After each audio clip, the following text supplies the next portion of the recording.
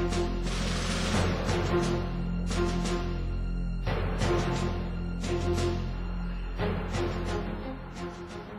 divorcio es sinónimo de rompimiento absoluto y definitivo del vínculo matrimonial entre los esposos, por la intervención de una autoridad judicial facultada por las leyes. Existe el divorcio necesario y el divorcio voluntario. ¿Cuáles son las causas que lo propician? ¿Sus efectos? Estos y otros puntos se abordarán en la sesión de hoy de los diálogos judiciales. Queda con ustedes el licenciado Mauro Zacarías Casimiro, moderador de los diálogos judiciales. Gracias por acompañarnos a esta nueva sesión de diálogos judiciales, donde trataremos el tema del divorcio en general. Esta figura jurídica realmente resulta un alivio para la sociedad en los casos donde el matrimonio pues ya es imposible llevarlo a cabo o donde este ya ha dejado de causar sus efectos. Nuestros expertos ahora nos hablarán sobre los efectos jurídicos y también los efectos sociales y psicológicos del mismo. Tenemos con nosotros al licenciado Ricardo Cortés Guzmán, quien es juez tercero familiar del primer distrito judicial del Estado de Nuevo León. Muchas gracias, licenciado, por acompañarnos. Se encuentra también con nosotros la licenciada María Guadalupe Valderas Alanís, juez quinto familiar oral. Muchas gracias, licenciada. Encantada, licenciada. Y nos acompaña también el licenciado José Antonio Zamora Barrera, quien es psicólogo y es integrante del Colegio de Psicólogos de Monterrey, Asociación Civil. Muchas gracias, licenciado, por acompañarnos. Y bueno, lo primero, como siempre, es sentar las bases de nuestra plática, saber qué es el divorcio. Como figura jurídica, yo creo que esa sería la primera situación que podríamos presentar a nuestro público. ¿Qué es el divorcio? Muchas gracias, licenciado Mauro Zacarías, por esta invitación de que soy objeto de participar en los diálogos judiciales que el Tribunal Superior de Justicia está llevando a cabo. El divorcio, nuestra legislación lo establece en una forma muy sencilla, lo define, y la mayoría de los tratadistas hablan de que el divorcio es la disolución del vínculo matrimonial, tan sencillo como se lo estoy refiriendo. Si usted me pregunta o le pregunta a la sociedad en general qué es el divorcio, va a escuchar que es un mal necesario. En nuestros días, hablar de divorcio, la mayoría de las personas nos asustamos de las estadísticas que se están teniendo en Nuevo León, de que cada vez va en aumento el divorcio. Nosotros lo hemos vivido en los tribunales y nos damos cuenta que año tras año ha ido incrementándose. En ocasiones son 400, 500 más divorcios son los que ha estado existiendo, pero también debemos darnos cuenta que son muchos los matrimonios que afortunadamente se están llevando a cabo. Claro. Entonces, si hablamos de que es un mal necesario, ¿por qué? ¿Por qué verlo desde este punto de vista? Puesto que es mal porque no quisiéramos que las parejas se divorciaran. Y es necesario porque no es posible que una pareja que está teniendo problemas constantemente en su vida diaria, en su vida cotidiana, pueda seguir viviendo junto.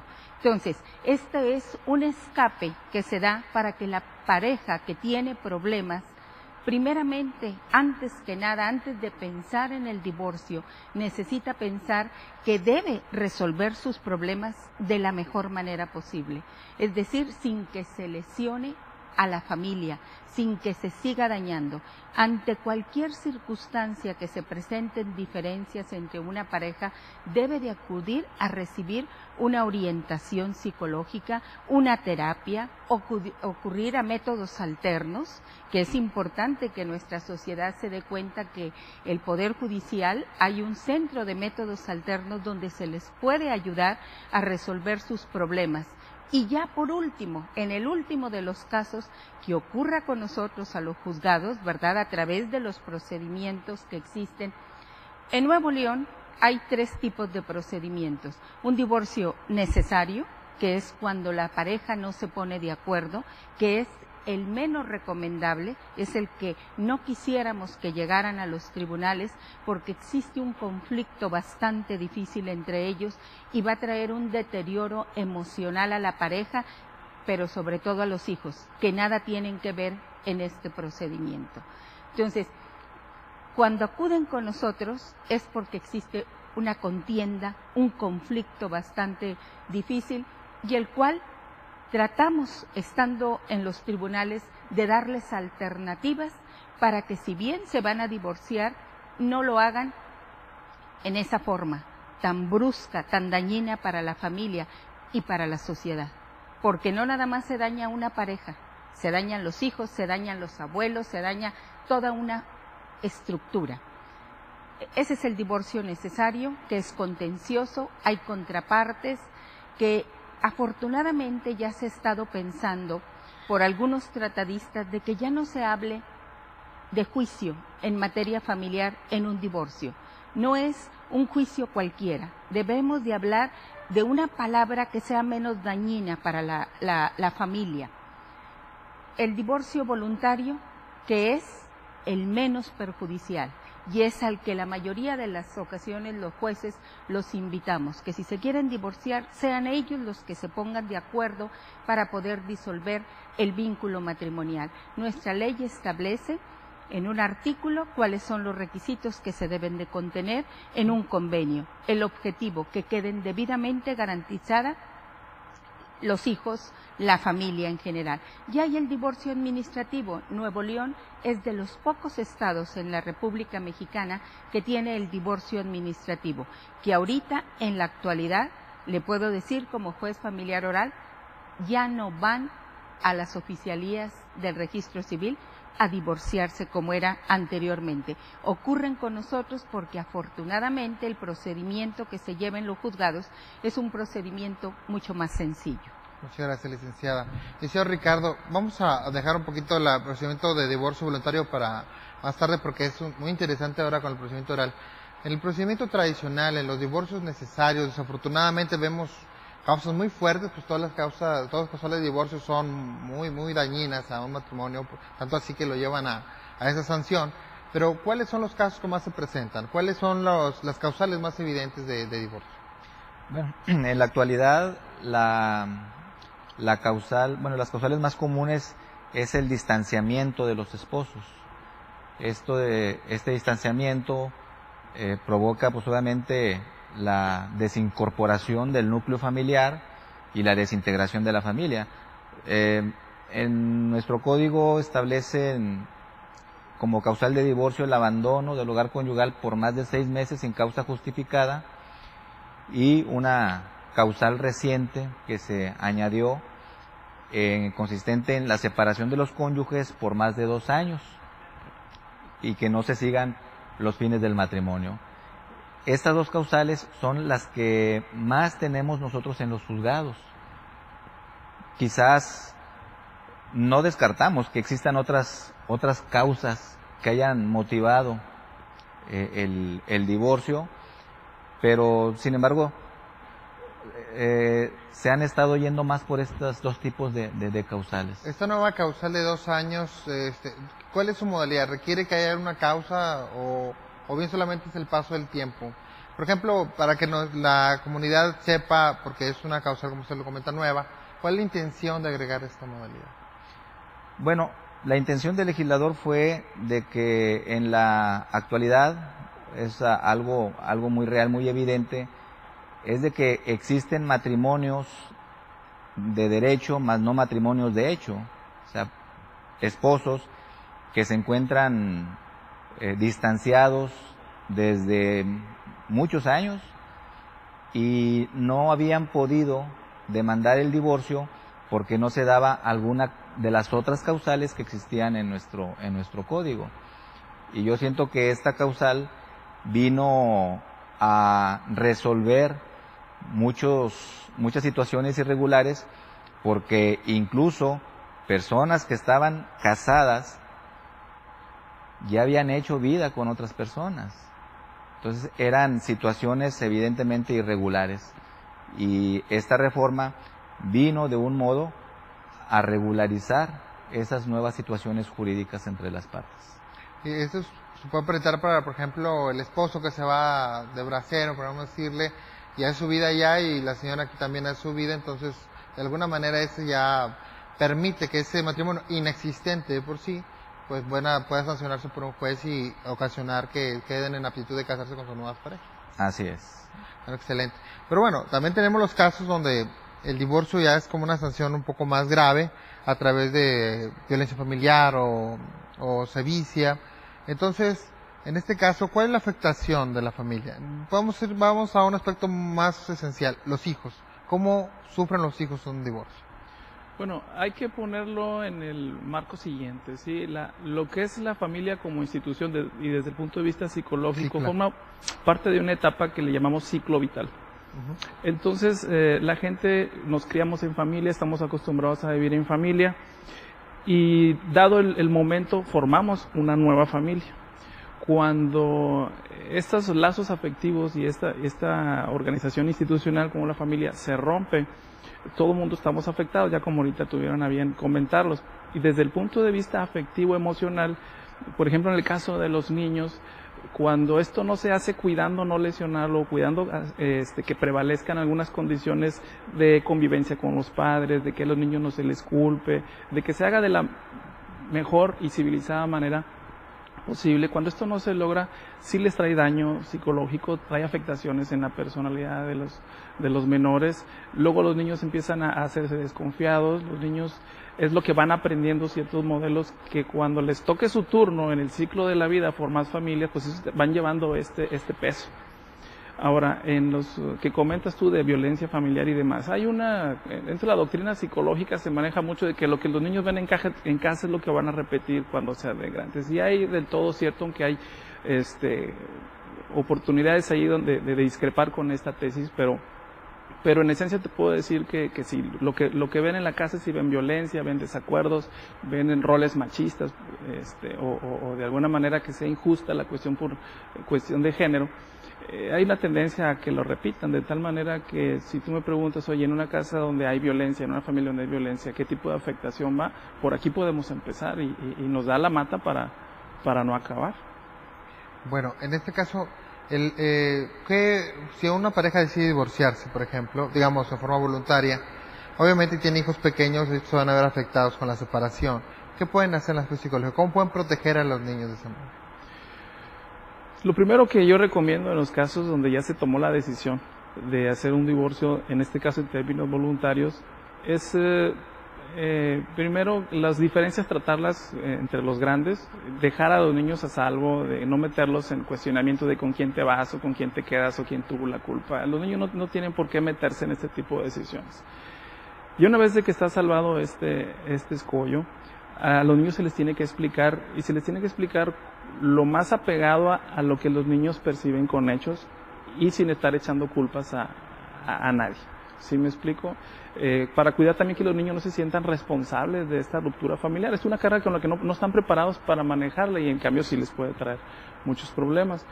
Otro de los aspectos que yo les recomiendo a los cónyuges que están ya en esta etapa de disolver el vínculo es que procuren mantener las rutinas más estables posibles para que el niño no resienta tanto. O sea, el niño lo que le va a afectar es lo que siente, lo que ve, no tanto lo que le platique. Pues le puedes platicar lo que tú quieras, pero si el niño percibe que está mal, pues se va a sentir muy, muy incongruente. En cambio, si el niño le dice, no, mira, tu papá te va a seguir viendo, tu mamá te va a seguir viendo, va a venir a tales horas, van a salir a divertirse, van a regresar a tales horas, todo eso le da rutinas y le da un marco de estabilidad a las criaturas. Entonces eso también les permite asimilar la transición de una manera más saludable dentro de lo que cabe o menos dañina, pero por ahí podemos empezar. Ya después vienen otro tipo de situaciones un tanto cuanto más aleatorias, porque ya depende de cada familia si quedan resentidas o no resentidas, porque aunque legalmente el vínculo se rompa, pero familiarmente no. Así. Y aunque legalmente el vínculo se disuelva, pero los resentimientos siguen. Y es difícil eximir a los niños de ello. A veces es un ademán, un gesto. Uno no necesita hablar mal del excónyuge delante de los niños, es la actitud. Sí, claro. Yo nunca hablé mal de ti, pero cuando me decía algo de las caras. Algo de lo que nos estamos enfrentando cada vez más seguido y porque le pusieron nombre, no porque no existiera, es el síndrome de alienación parental, donde a través de estar descalificando al excónyuge, los niños van precisamente desprendiéndose afectivamente inclusive hasta poniéndose en contra. Eso trae graves consecuencias. O sea, el niño crece mutilado en cuanto a sus figuras parentales, ¿sí? Y está muy documentado qué pasa cuando los niños carecen tanto de figura materna como de figura paterna, por ejemplo. ¿sí? Entonces, algo que tenemos que estar muy atentos para que no se dé esta alienación parental.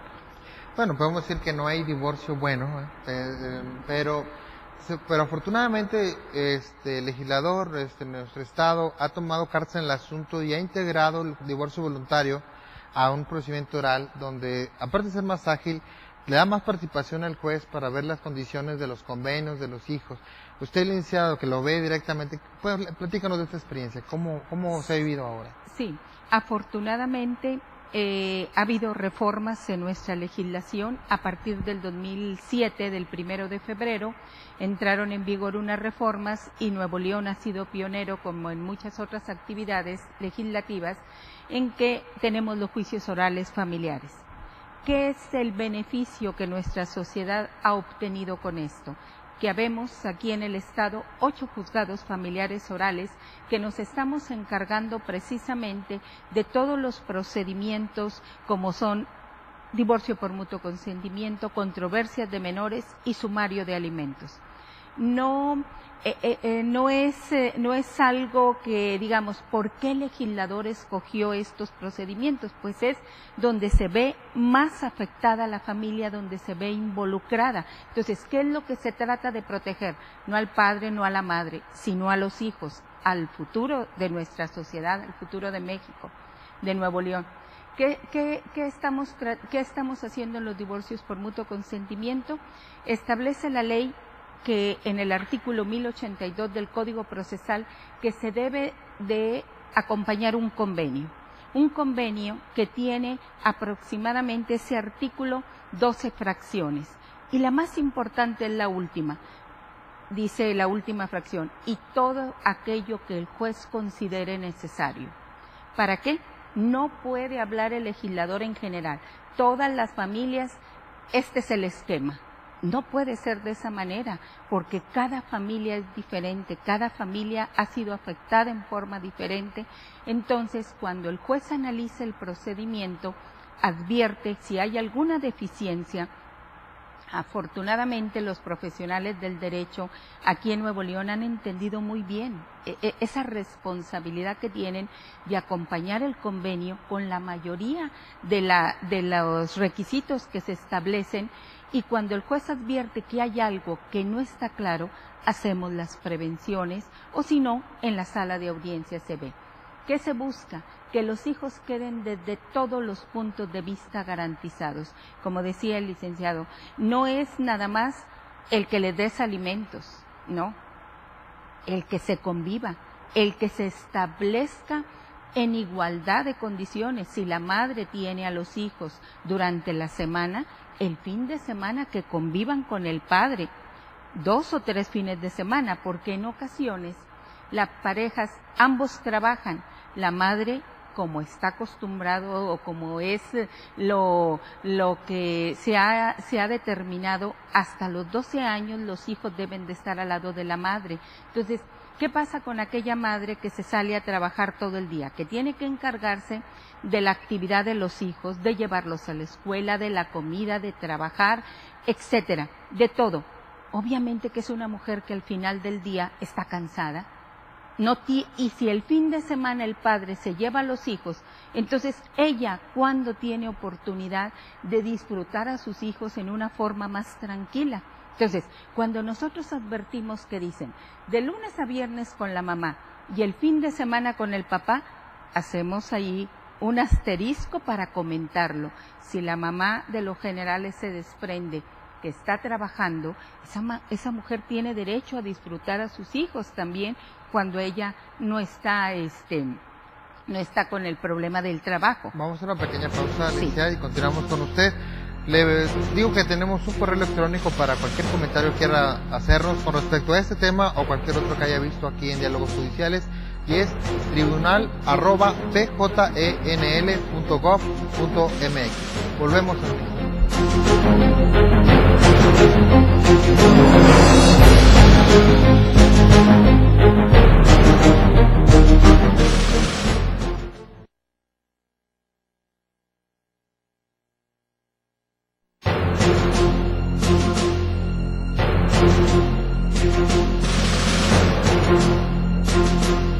Gracias por acompañarnos a Diálogos Judiciales. Hemos regresado para continuar con el tema de divorcio, donde estamos tratando este importante suceso sociológico que tiene una afectación clara hacia el interior de la familia y también hacia el aspecto social. Bueno, la licenciada Lupita Valera nos estaba contando ahora sobre el procedimiento de divorcio voluntario y cómo lo está viendo ahora la nueva visión que tiene el juez de esta problemática. Sí. Y como le decía, licenciado, la obligación del juez es velar por los intereses de los menores, de la familia. Los adultos que están frente a nosotros, que están pidiendo la disolución del vínculo matrimonial, tienen quien los represente. En sala de audiencias, donde llevamos los divorcios por mutuo consentimiento, también está el Ministerio Público, que es el que se va a encargar de representar a los menores. Pero los jueces tenemos la obligación de que queden debidamente garantizados. También le ponía el ejemplo anterior, que hay veces las personas no toman en cuenta esa situación. ¿Y qué pasa con aquella madre que está al cuidado y está haciendo un sinfín de actividades? Le recordamos, no se están divorciando los hijos ni de papá ni de mamá, se están divorciando los consortes. El papá, la mamá tiene la obligación de seguir contribuyendo igual. En ocasiones les decimos, lo que ustedes tenían planeado cuando decidieron engendrar a su hijo, cuando nació, cuando la emoción que tenemos, cuando un hijo viene a nuestro hogar, eso es lo que ustedes deben de continuar, no tiene por qué interrumpirse, porque mamá y papá hayan decidido en divorciarse, no tiene por qué suspenderse lo que ustedes tenían planeado. Es más, considero que debe de esforzarse en darles más, porque a razón de la situación que ellos están viviendo, por esa inmadurez, por no haber pensado las cosas como debían de hacerse, ese hijo o esos hijos van a sufrir las consecuencias. Entonces, esos padres considero que deben de dar un doble esfuerzo. Que en los alimentos se les dice, en ocasiones se fija una pensión nos dicen el padre va a dar 500 pesos a la semana. Cuando ya le preguntamos a cuánto equivale del salario del señor esos 500 pesos, nos dicen un 10%. Y le preguntamos a la madre, ¿usted está de acuerdo? Sí, pues yo no estoy de acuerdo como juez. Porque ¿por qué el señor se va a quedar con un 90%? Cuando pongo los ejemplos necesito hacer un hincapié, que no me refiero a que siempre la madre es la que se queda con los hijos. No, se ven las circunstancias de esa familia y se determina. Entonces puedo hablar de padre o madre. Igual la madre tiene la misma obligación de dar alimentos. Entonces no es posible que esos padres estén de acuerdo en que se dé nada más un 10% de la pensión para los hijos. El artículo 311 establece, la pensión alimenticia debe de darse conforme a las necesidades y a la capacidad. Entonces, esa pensión debe de incrementarse. Y nos dice la mamá o nos dice el papá, es que yo estoy de acuerdo. Sí, le alcanza, a lo mejor el 10% es una cantidad, dije 500 pesos, pero hay ocasiones el 10% pueden ser 3,000. Claro. Pero ¿qué le parece si le da el 25, se gasta el 10 y le deposita en una institución bancaria el 15? Para cuando los hijos crezcan, etcétera. Claro. Entonces, todas esas circunstancias nosotros las vemos. Las personas en ocasiones dicen, es que yo no tengo recursos para pagar a un abogado. Hay defensoría de oficio. Los jueces tenemos la obligación de persona que ocurra a los tribunales, ya cuando se ha presentado una solicitud de divorcio, una demanda, de nombrarle un defensor de oficio, el cual es completamente gratuito. Entonces, ahora con esta oralidad, los jueces estamos enfrente de las personas. Así como estoy ahorita dialogando con usted, así está la pareja. Lo primero que les decimos a la pareja, el último objetivo que tenemos los jueces o el Poder Judicial es divorciarlos. Lo que pretendemos es ayudarle y está en esta etapa usted estamos para ayudarle, darles unas alternativas. Sí, en este caso el juez retoma de nueva cuenta, para la sociedad en sí, porque nunca lo ha perdido, esa importante visión del problema, no solamente en el aspecto presente, sino en el futuro. Y bueno, en el divorcio voluntario se ve, pero se ve, yo creo, más en el divorcio necesario, porque hay un conflicto ahí importante. Muchas veces hay hijos, el juez tiene que tener unos principios muy fuertes. ¿Cuáles son esos principios que valora el juez en un procedimiento así de mucho conflicto, licenciado?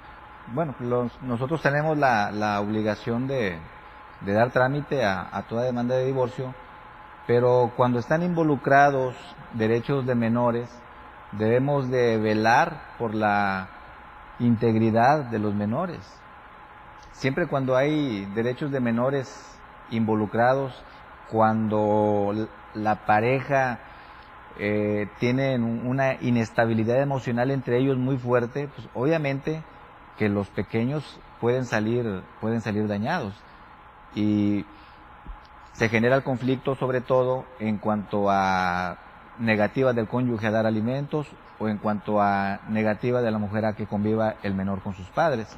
Entonces, puede también haber casos de incluso violencia intrafamiliar. Entonces, cuando se presenta alguno de estos casos, y por lo general es la mujer quien es la que promueve el divorcio o es la que resiente la violencia, la ley establece que desde la demanda inicial puede pedir el aseguramiento de bienes, de alimentos, o bien la separación de las personas. En este caso, si es víctima de violencia intrafamiliar, desde la demanda puede pedir la separación del cónyuge varón para que cesen los actos de violencia. Puede también pedir alimentos en dado caso de que el marido no esté cumpliendo con esa obligación. Y para esto pues es necesario que desde la demanda se acredite aproximadamente la capacidad económica del deudor alimentista y las necesidades. O sea, junto con la petición de divorcio pido alimentos también. Y ahí el juez tiene que proveer las dos cosas. Así es. Es muy interesante. ¿Cuáles son las protecciones que se puede dar un juez a en este caso digamos una cónyuge, una mujer que sufre violencia y que esa es la causa del divorcio? Que pide, bueno, quiero que me protejan, pero ¿cuáles son esas situaciones de protección? Bueno, primeramente es la separación física de la persona. Se separa al agresor del hogar conyugal y se dictan una serie de medidas. Se le ordena al agresor de que no moleste a las personas que están habitando el domicilio conyugal, de que no se acerque a determinada área, incluso si es muy inminente el riesgo que se corre por parte de las víctimas, incluso solicitar el auxilio de la policía para que pues tengan una vigilancia cercana hacia estas personas y de esta manera garantizar que no vaya a haber un posible ataque hacia ellos. En este caso, en el derecho de los padres de ver a sus hijos cuando hay un procedimiento de divorcio, ¿cómo se da esas convivencias? ¿Qué valora el juez para darlas? ¿Cómo la ordena esas convivencias? Bueno, todo padre pues obviamente tiene el derecho de convivir con sus hijos, pero pues siempre en correlación de un derecho también hay una obligación. Entonces la ley establece ciertos requisitos para que un juez pueda autorizar la convivencia con sus menores hijos, y estas obligaciones consisten en que debe de estar cumpliendo con la pensión alimenticia y que la convivencia no sea riesgosa para el desarrollo emocional, intelectual del menor. Sí, bueno, en este caso, licenciado, ¿cómo podemos saber si una convivencia puede ser riesgosa, ¿no? ¿Qué aspectos psicológicos se valoran en ese sentido? Bueno, pues si nos vamos por cuestiones de sentido común, lo primero que uno tiene que checar es que la persona esté en sus facultades mentales. Una persona que no puede hacerse cargo de sí mismo no puede hacerse cargo de menores, y por ahí empezamos. Después, cuando se llega a solicitar una evaluación para ver aptitudes parentales, pues uno lo que busca es la estabilidad emocional de la persona, Uno lo que busca es la cuestión afectiva, qué tanto apego tiene el progenitor sobre sus hijos, qué tanto control de impulsos tiene, que tenga algunos ciertos rasgos de personalidad dentro de lo normal, pensando, como le dije anteriormente, que la persona pueda hacerse cargo de sí misma, pero también tenga la estabilidad emocional para poder hacerse cargo de menores, puesto que va a ser el modelo de interacción. Entonces, si partimos, como les dije hace ratito, que la convivencia con los padres es un molde para la personalidad, si los padres son emocionalmente inestables, pues ¿cómo sale el producto? Sí, claro. Igual de inestable. Sí, sí. ¿Sí? En algunos de los casos, o la gran mayoría de los casos, muchos de estos defectos, por así decirlo drásticamente, tienen solución, tienen remedio.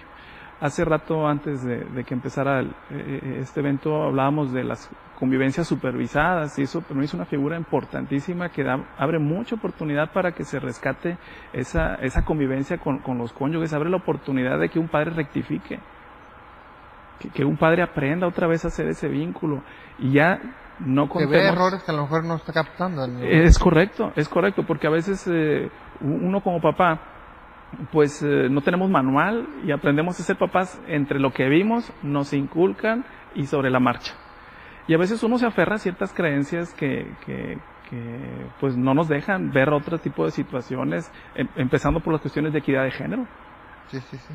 Sí, entonces, él estudia porque es hombre y ya no porque es mujer en fin, y ahí te vas, ¿no? Sí, claro. Entonces, cuando hay este tipo de convivencias supervisadas, hay manera de hacerle ver a la persona, oye, hazle por aquí, hazle por allá, rectifica y se le anima, y yo creo que el exhorto puede dar muchos resultados, ¿sí?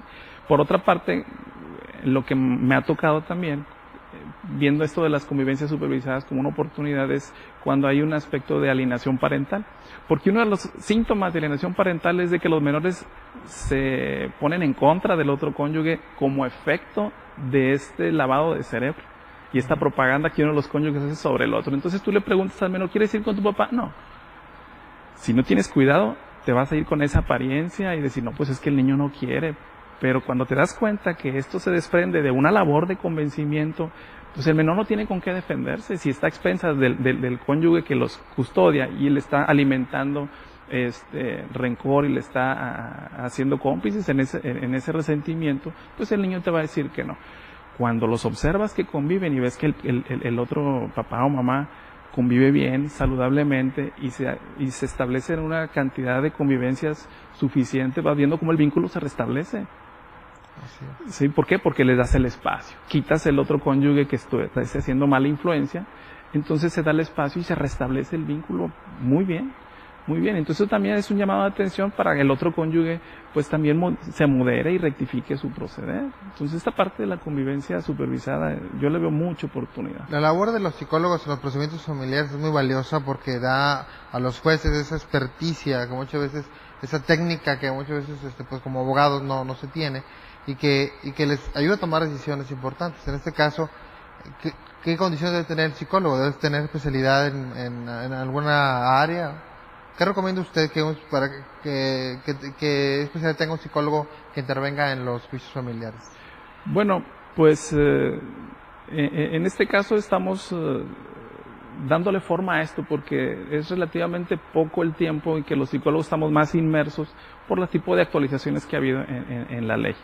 Entonces, actualmente un servidor pues colabora en el Colegio de Psicólogos en lo que es la vocalía de Psicología Jurídica y estamos haciendo los parámetros para qué reglamento o qué criterios debe haber para que un psicólogo pueda hacer una dictaminación pericial.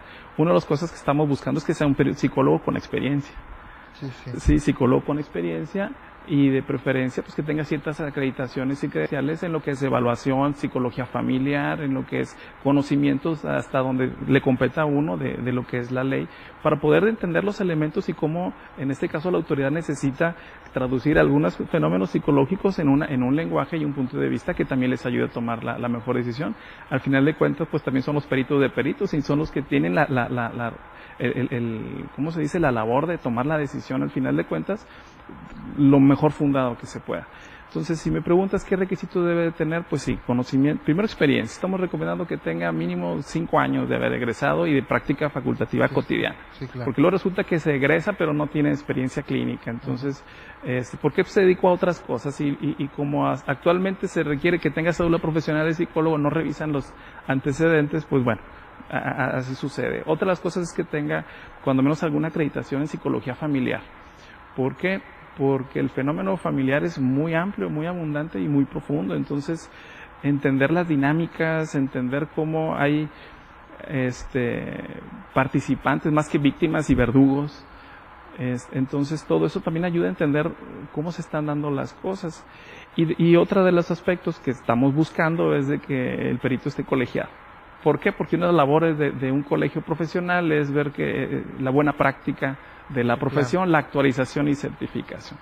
Y ahorita pues estamos en ese aspecto. Entonces cuando alguien, por ejemplo en el aspecto particular, está buscando un psicólogo para acompañar o complementar algún tipo de incidente judicial, pues que busque que el psicólogo tenga cierta experiencia, que esté colegiado, que tenga algunas tablas ya en lo que es dictaminación para fines jurídicos, porque es muy diferente una dictaminación para cuestiones de psicoterapia que para cuestiones jurídicas. Es muy diferente. Muy bien.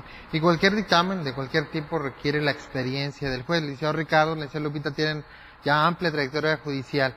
Licenciada Lupita, pero en este caso, hablando de la materia de la materia familiar oral, ¿qué le ha enseñado? Ahora dicen que los juicios de divorcio son express, pero no normalmente son rápidos, son más rápidos que anteriormente, sí, pero no son express. Hay mucha profundidad en ellos, ¿no? Definitivamente. Quien habla de que un juicio o un procedimiento es express es que realmente no ha estado en una diligencia. Hemos tenido la oportunidad de que de todas partes de la República, incluso del extranjero, vengan a ver el trabajo que estamos realizando los jueces orales, y cuando han estado en alguna audiencia, porque así lo permiten las personas que están en ese momento celebrando un divorcio, se quedan sorprendidos del tiempo que se les dedica. Una audiencia en un divorcio por mutuo consentimiento, no mínimo en tiempo se lleva más de 1 hora. ¿Por qué? Porque se analiza perfectamente el convenio, se le explica a las personas la situación, ¿verdad? Se adicionan los procedimientos, y esto no nada más lo digo yo, sino que tengo más de 1000 procedimientos en los cuales he intervenido y están grabados, ¿verdad? Sí. Entonces, por eso es lo que puedo justificar el trabajo. No puede ser express. Vuelvo a repetir, la gente lo desconoce. La experiencia nos ha demostrado que ha sido más benéfico para nuestra sociedad estar en una sola audiencia, pero esto no significa cuando la persona o la pareja nos llegan a pedir oportunidad o ante el ofrecimiento de que vayan a recibir orientación psicológica gratuita o que vayan a métodos alternos, les decimos, suspendemos la audiencia. O sea, lo que menos queremos es que una pareja vaya a divorciarse sin estar bien consciente de la situación. Entonces, la experiencia es positiva. Las parejas que han acudido a recibir orientación psicológica porque tienen muy poco tiempo de estar separados, ha sido muy positivo. Hemos obtenido resultados favorables, se les ha dado la orientación como debe de ser y las personas deciden terminar con aquel procedimiento porque se les ha enseñado una nueva forma en que pueden ellos realizar. Muchas gracias. Bueno, y nosotros vamos a hacer otro corte. Les recuerdo de nueva cuenta el correo electrónico que tenemos para sus comentarios, y es tribunal@pjenl.gov.mx. Asimismo tenemos 2 líneas telefónicas donde nos pueden marcar para ese mismo sentido, que es con la alada 81 2020 6002 y 2020-6003. Esperamos sus comentarios y regresamos en un instante.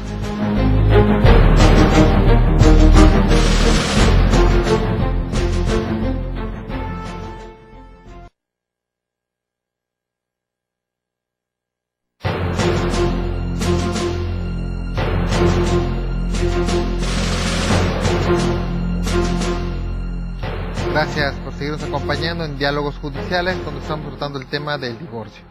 Bueno, yo una pregunta que quería hacerle al licenciado Ricardo, como le dije, con amplia trayectoria en el Poder Judicial del Estado, y él ha vivido muchas etapas en las cuales en un tiempo los juzgados familiares tenían muy pocos casos realmente, eran juegos muy tranquilos, pero un tiempo determinado a la fecha, estamos hablando de unos 5 o 6 años acá, aumentó bastante el trabajo y ahora creo que tiene más trabajo que los juzgados penales y civiles y mercantiles. Pero, ¿cuál es esa tasa, esa estadística? ¿Cuánta gente pide divorciarse? ¿Y por qué considera usted que ha aumentado esa situación?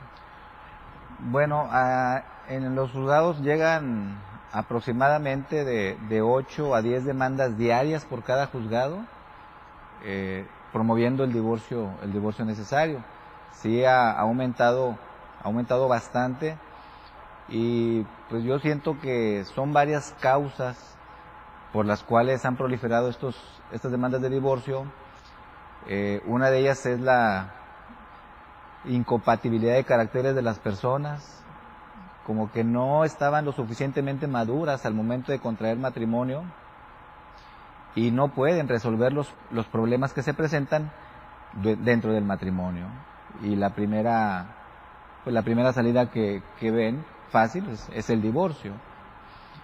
Hay otros aspectos también que han influido en las parejas para divorciarse, como el aspecto económico, como la infidelidad y otros factores, pero yo considero que estos son los más básicos. Siento que la sociedad también tiene una mala información, porque yo me he enterado de gente que piensa que cuando un matrimonio se separa, que a los 5 años de separados ya están divorciados automáticamente, cuando no es esa la realidad. Y yo siempre les digo, si un representante del Estado los casó, que es el oficial del registro civil, otro representante del Estado, que es un juez de lo familiar, es el que los debe de divorciar. Entonces, esta idea ha estado muy generalizada entre la población, y yo quería hacer este comentario al respecto. Y sí, bueno, en este caso, como usted lo comenta, muchos matrimonios fallidos que terminan en divorcio, tal vez porque no fueron lo suficientemente maduros para poder enfrentar los problemas del matrimonio, porque el matrimonio en sí es un gran compromiso, tal vez el compromiso más importante que uno pueda asumir en su vida, pero ¿qué es lo que debe valorar alguien al momento de saber si me voy a divorciar o no? ¿Qué es aquello que debe decir, bueno, vamos a ver si es idóneo el divorcio para nosotros? Desde el punto de vista psicológico, pues bueno, se respeta la institución del matrimonio, la institución de la familia, ¿sí? Se asume como parte esperada dentro del ciclo vital que uno forme una familia, te cases de manera regular o te juntes, lo que tú quieras y mandes.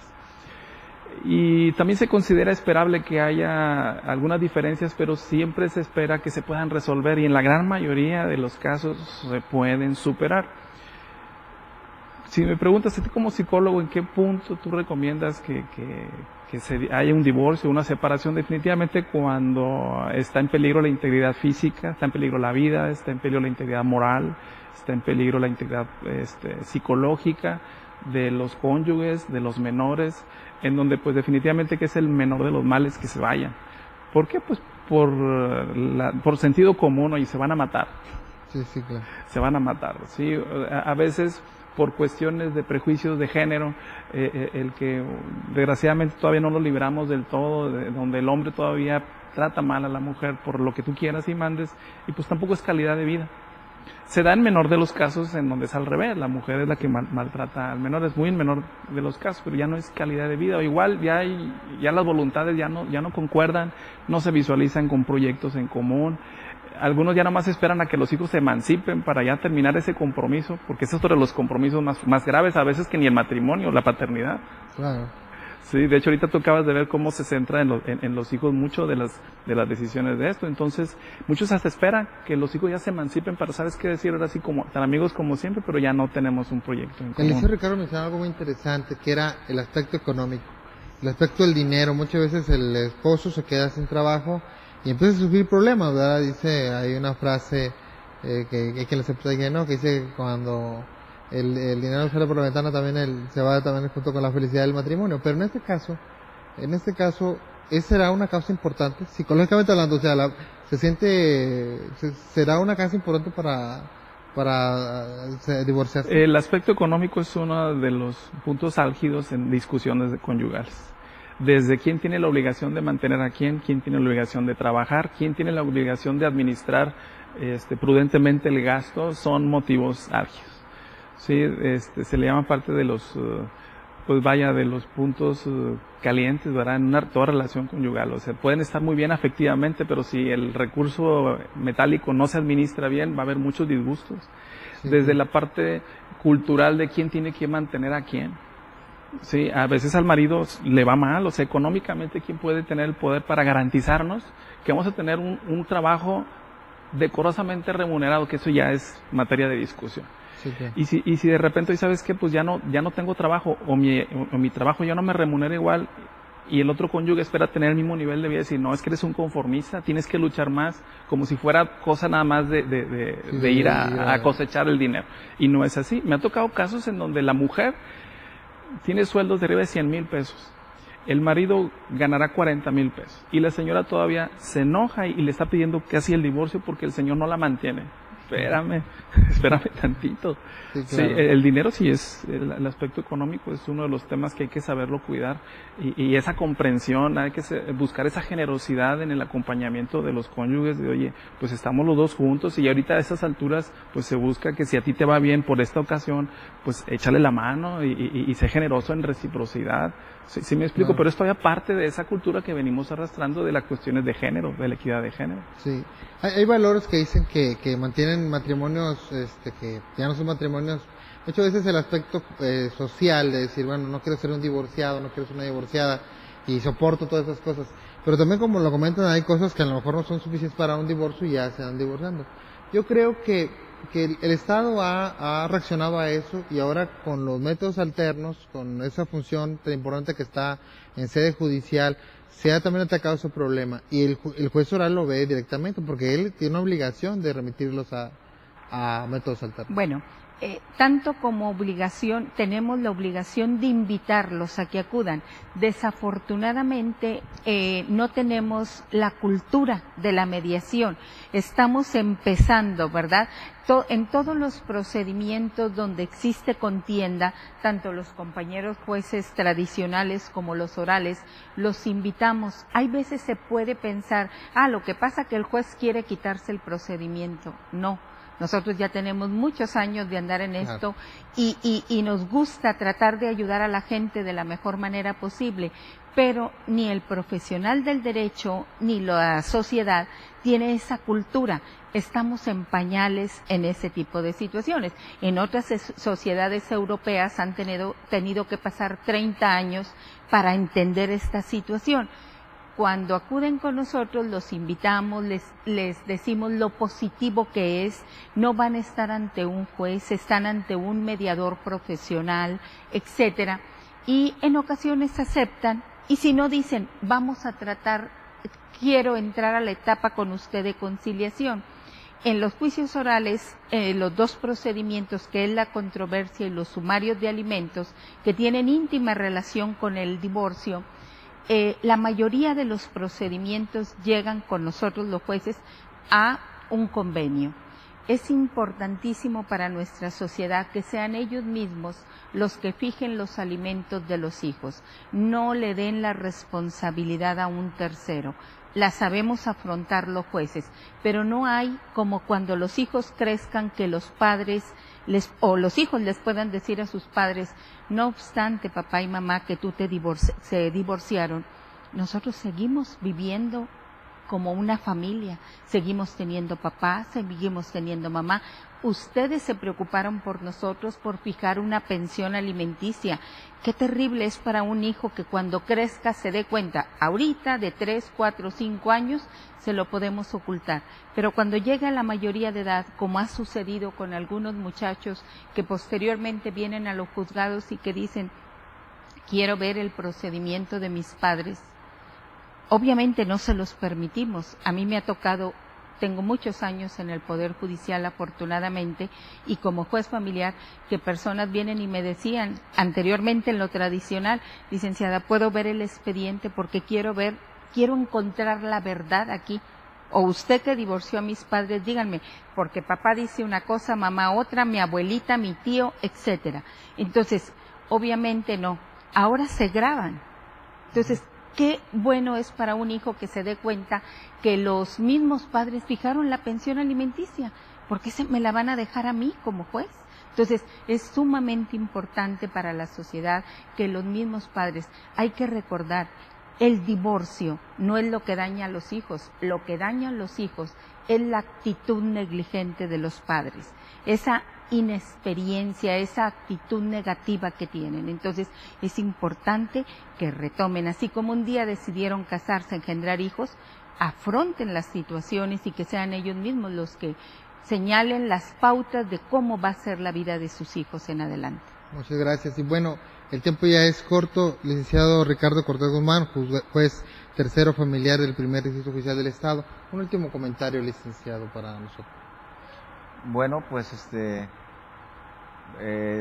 los conflictos que tenemos en los juzgados son muchos, debido a falta de comunicación entre las partes.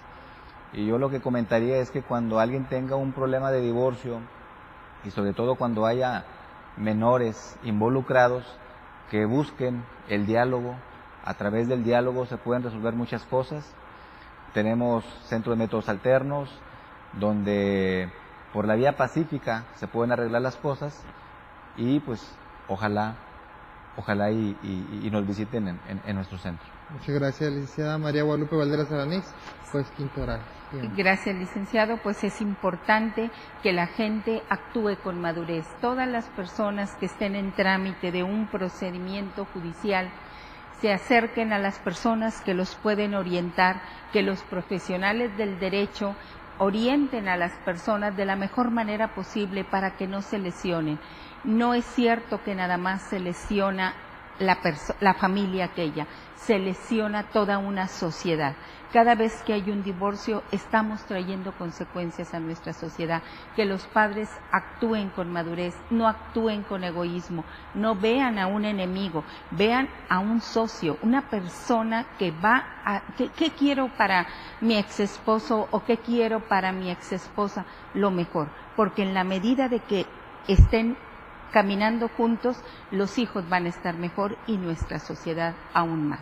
Muchísimas gracias, licenciada. Y licenciado José Antonio Zamora Barrera, psicólogo, un último comentario, y también me gustaría que nos diera los datos del Colegio de Psicólogos de Monterrey para posible contacto. Bueno, pues yo me centraría en la prevención. Yo quiero invitar realmente a todas las parejas, cuando tengan alguna desaveniencia, alguna situación, alguna fricción, de veras tengan voluntad y generosidad. Se puede evitar bastantes problemas y en cambio se puede rescatar lo que es ese proyecto tan maravilloso que uno se propuso cuando se casó, y cuidar la familia. Y en cuanto a lo del colegio, pues por lo pronto te puedo dar los teléfonos de un servidor. Claro, sí. Es el 83-4208-79. ¿Verdad? Y cualquier persona que quiera informes de cómo trabajamos y qué servicios podemos colaborar en la comunidad, pues a través de un servidor puedo hacerlo llegar al mismo colegio, al presidente. Muchísimas gracias, licenciado, y a ustedes también les agradecemos su compañía y los esperamos en los próximos diálogos judiciales. Muchas gracias.